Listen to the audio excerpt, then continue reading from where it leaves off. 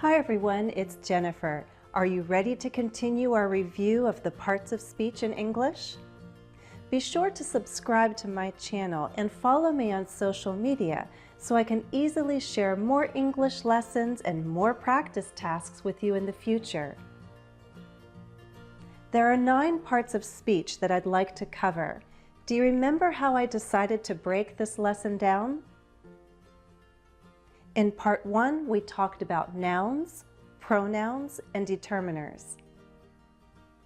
In part 2, we'll talk about verbs, adjectives, and conjunctions. And in part 3, we'll look at adverbs, prepositions, and interjections. I'm excited to look at more grammar with you, so let's get started on part 2.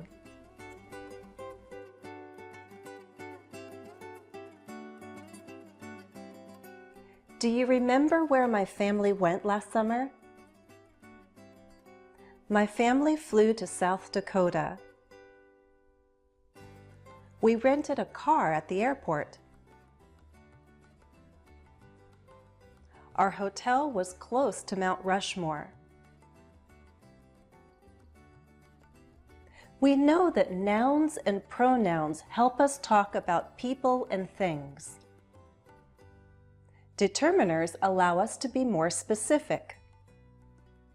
But we can't build sentences with only a subject. Every sentence must have a verb.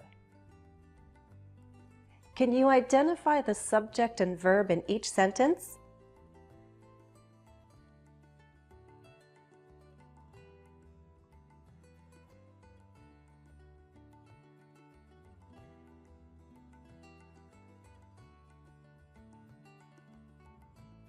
Verbs can express an action or a state.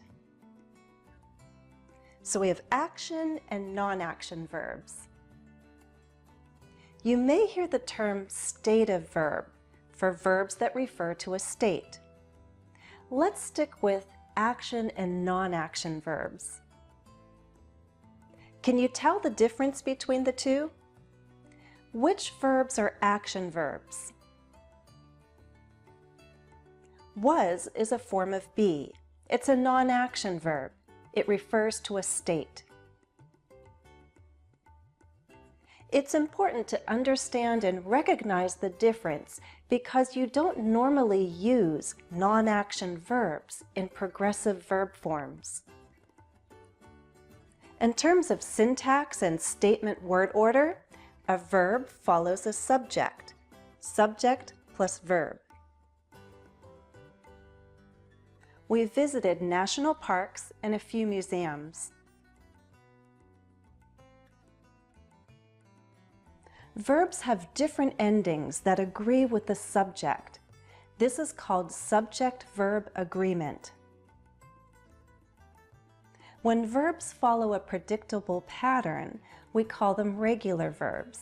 For example, I fly, you fly, she flies, or I rent, you rent, she rents. When verbs don't follow this predictable pattern, we call them irregular verbs. For example, I am, you are, she is. My children helped me cover some of the irregular verbs in English. You can see those lessons in the Kid to Kid English series. I'll put the link in the video description. Action verbs break down further into 2 groups, depending on whether they take an object or not. Transitive verbs require an object. For example, rent a car, visit national parks. Intransitive verbs don't require an object. For example, fly. Some verbs have transitive and intransitive meanings. We drove our rental car from South Dakota to Wyoming. My husband drove fast on the open highway. When it comes to transitive verbs, something you have to be careful about is the kind of object a verb can take. Some verbs are only followed by an infinitive. That's a two-part verb form with to plus the base verb. To fly, to rent, to visit. Some verbs are only followed by a gerund. That's the ing form. Driving, flying, visiting. I have an older lesson on transitive verbs that can be followed by either an infinitive or a gerund, but your choice changes the meaning. I'll put that link in the video description. Gerunds are special because we form them from verbs, but once we put on that ing ending, the word functions as a noun. So a gerund can be a subject, an object, or a complement. What's a complement? Well, let's go back to non-action verbs for a moment. You'll hear teachers talk about linking verbs. These are verbs that link the subject to a complement. We became excited. We felt tired after the long drive to Wyoming. The road trip seemed endless. Devil's Tower is a national monument. Subject complements are often adjectives or nouns. They define the subject or complete its meaning. Linking verbs include be, become, appear, seem, smell, feel, look, sound, taste. Here's another group of verbs, auxiliary verbs, but I prefer the shorter term, helping verbs. We use helping verbs to form questions and make negative sentences in simple tenses.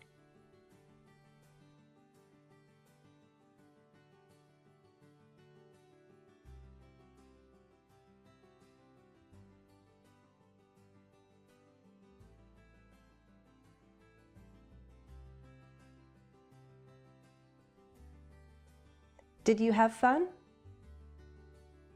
The tower didn't look so big in photos, but it really is. Does it really look like a bear clawed its sides? Notice in those examples how the helping verb changes form to agree with the subject and reflect the time period. But the main verb remains a base verb. It doesn't change. We can also use helping verbs for emphasis. I know you aren't going to South Dakota or Wyoming anytime soon, but if you ever do decide to go, I'll give you some good tips. Perhaps we can look more in detail at this use of helping verbs in a future video. In progressive verb forms, we use the helping verb be. We were drinking water constantly because the weather was so hot. Now we're considering another family trip. Progressive verb forms use be plus the present participle. That's the ing form. In perfect verb forms, we use the helping verb have. Have you ever heard of the Wind Cave National Park? I've taken my children to visit a few different caves. Perfect verb forms use have plus a past participle. That's the ed form of a regular verb or the third form of an irregular verb, such as eat, ate, eaten, I've eaten, I'd eaten. To review all verb tenses in English, check out my playlist on this topic. I'll include the link in the video description. Let's talk about a very important group of helping verbs, modal verbs. Modal verbs like will help us talk about future events or actions. Modals like would and could help us form conditional sentences. Modal verbs do not change form to agree with the subject and number. The same form of a modal verb is used for all subjects. I must, you must, he must. Modal verbs will have to be a whole other series of lessons because there are many uses. If you want me to cover modal verbs, please like this video so I know that you like grammar and you value my grammar lessons. A quick overview of modal verbs is that they combine with a main verb to express different ideas. For example, necessity, certainty,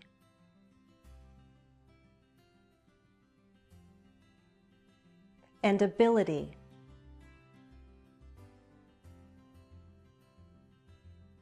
With modal verbs, we can give advice, give permission or a warning, make guesses or express possibilities, and more. Check out the video description for a link to a lesson I have on modal verbs and past possibilities. A final way to categorize verbs is to talk about active and passive verbs.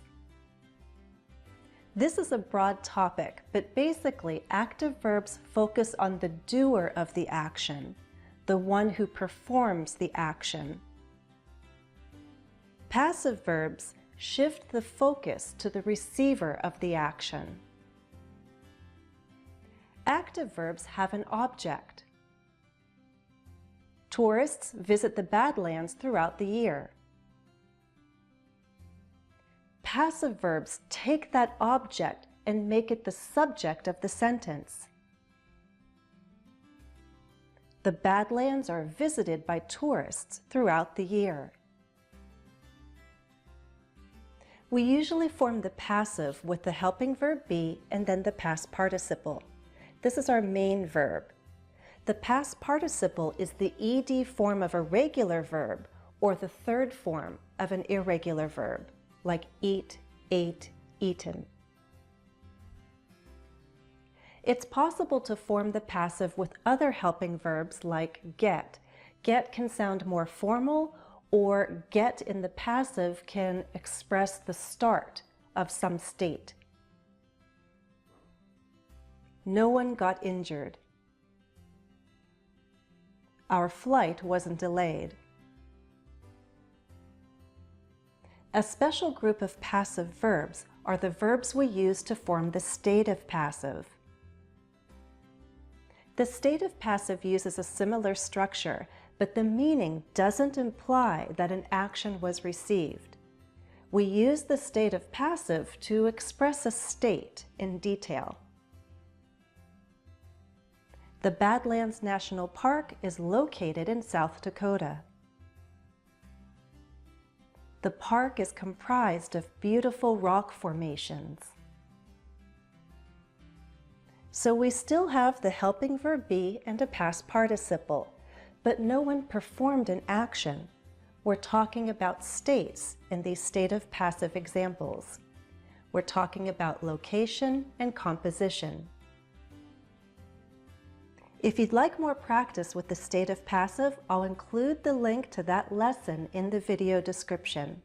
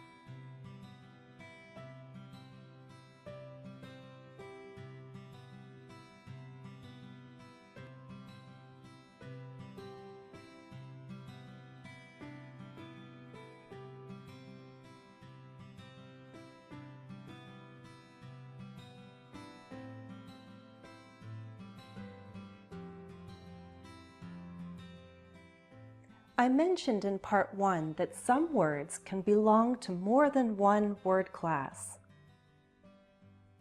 That's true of some verbs and adjectives. Consider the word injured. You can't always tell by looking at a word what part of speech it is. You need to know what meaning or meanings the word has. How many ways can the word function in a sentence?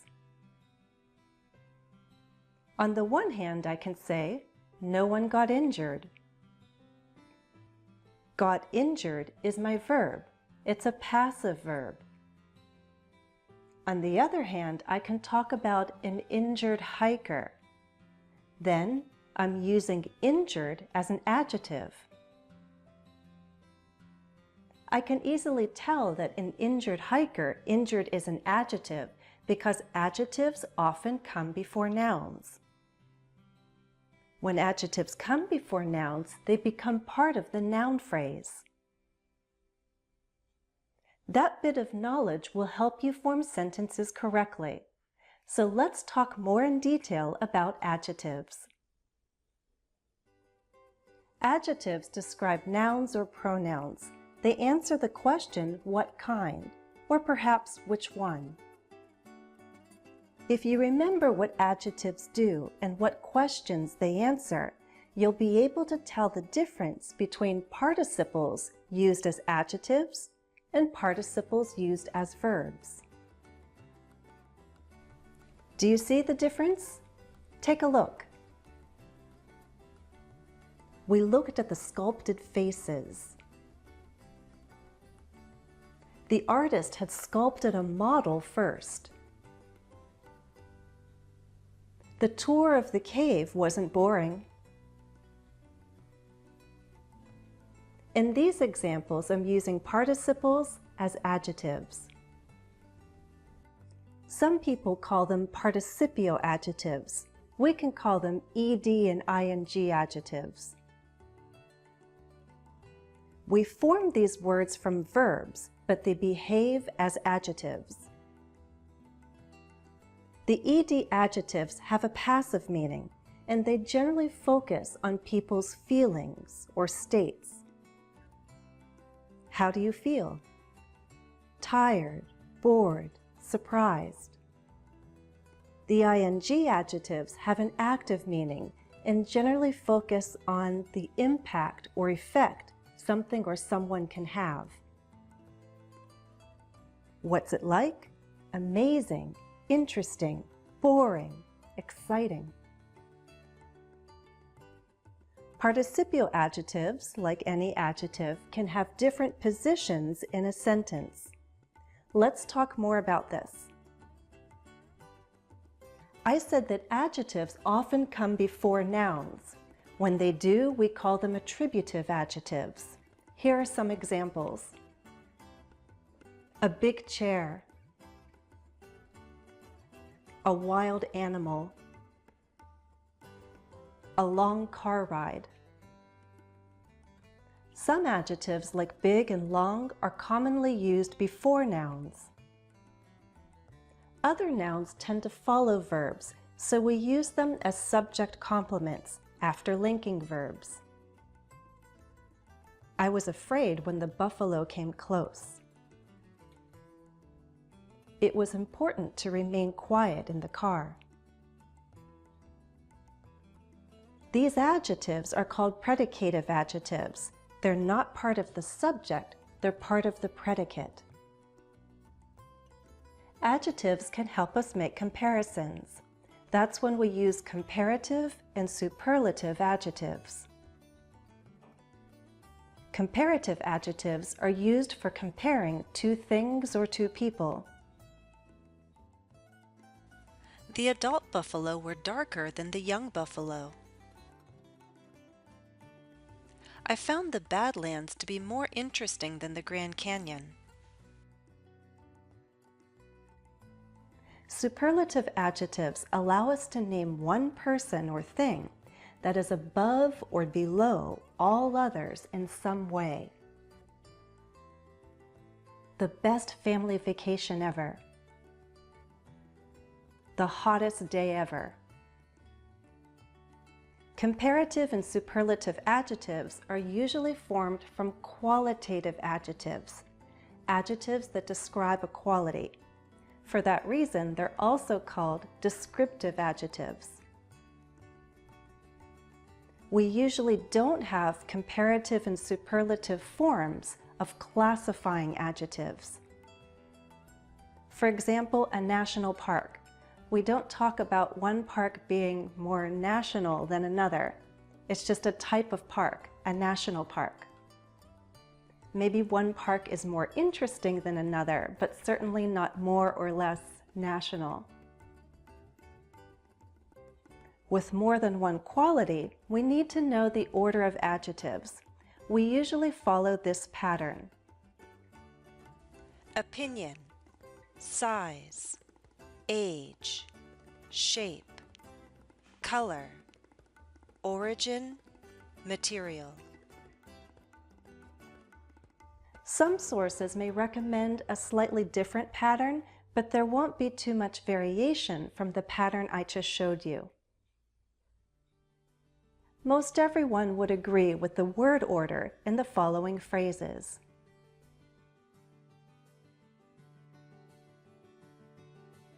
A beautiful blue sky.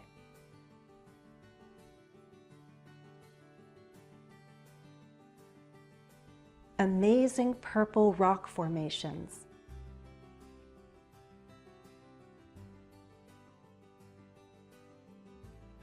A dark, narrow passage. We can also have a noun before another noun, as in a family car. Family behaves like an adjective describing car.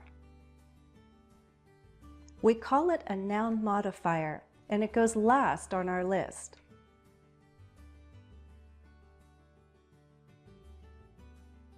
We can use other combinations to form compound adjectives.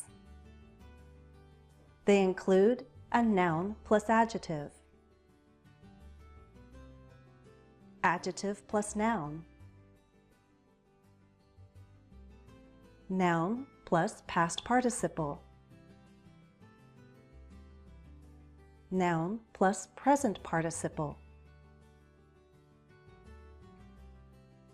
number plus noun. I'll place links to my lessons on adjectives, especially the lesson on the order of adjectives, in the video description. Some put determiners in with adjectives, and while there's overlap with demonstrative adjectives and possessive adjectives, I think overall the role of determiners is a bit different.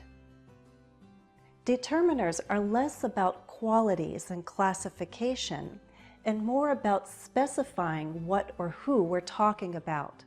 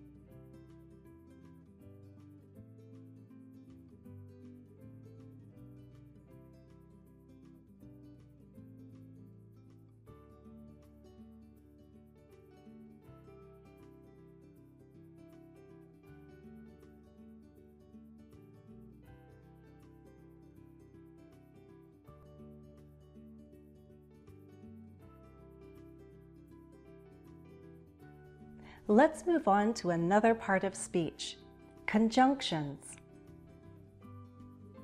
Conjunctions are connecting words, words that join. And is the most common example. And belongs to a group known as coordinating conjunctions. Without going into too much detail about sentence types, I'll tell you that coordinating conjunctions allow us to join two complete ideas together and form a compound sentence. Coordinating conjunctions are often memorized with the help of an acronym: fanboys. For, and, nor, but, or, yet, so. For example, it was a hot day, but I enjoyed our visit to Devil's Tower. For now, let's not look at whole sentences. Let's look at shorter examples. My children and I bought souvenirs at the gift shop. I'd say that Mount Rushmore or Custer State Park made the biggest impression on me. You can buy your lunch at Custer State Park or bring your lunch with you and have a picnic. Correlative conjunctions work in pairs. Neither my son nor my daughter wanted to walk around for very long in the heat. You can either drive through the park or get out and explore the trails. If you've watched my lesson on types of clauses, you'll recall another kind of conjunction: subordinating conjunctions. These words allow us to form complex sentences where one idea is dependent on another. You can watch that lesson to review and understand the use of subordinating conjunctions like if, because, and when. Because we stayed for only a few days, we tried to do a lot every day. If you ever visit South Dakota, I recommend stopping at Wall Drug Store. When you enter Wall Drug, you quickly find out that it's much more than a store. Subordinating conjunctions help form adverb clauses. You'll have a better understanding of adverb clauses if we first talk about adverbs. That's what we'll do in Part 3.